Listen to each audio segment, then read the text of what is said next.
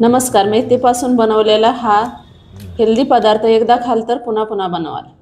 मेथी बारीक चिरून घेतलेली आहे, 1 वाटी गव्हाचं पीठ, 1 वाटी ज्वारी आणि तांदळाचं पीठ, त्यामध्ये 1 वाटी बेसन घेतलेलं आहे, बारीक चिरलेली कोथिंबीर, आलं लसूण पेस्ट, धने पावडर, मीठ, 1 चमचा लाल मिरची पावडर, हळद अर्धा चमचा।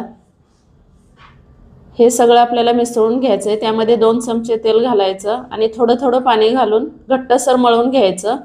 तेलाचा हात लावून अशा वळकुट्या तयार करायच्या आणि 15 मिनिटे वाफवून घ्यायच्या। वाफवून घेतल्यानंतर बारीक वडीप्रमाणे कट करून घ्यायच्या। एका कढईमध्ये तेल गरम करायला ठेवायचं।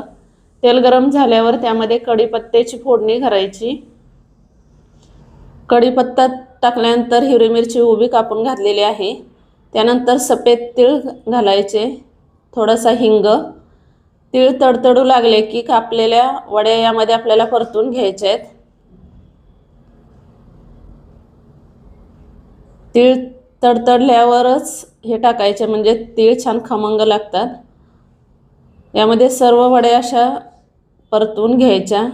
वरून थोडीशी लाल मिरची पावडर घालायची आणि थोडंसं मीठ घालायचं।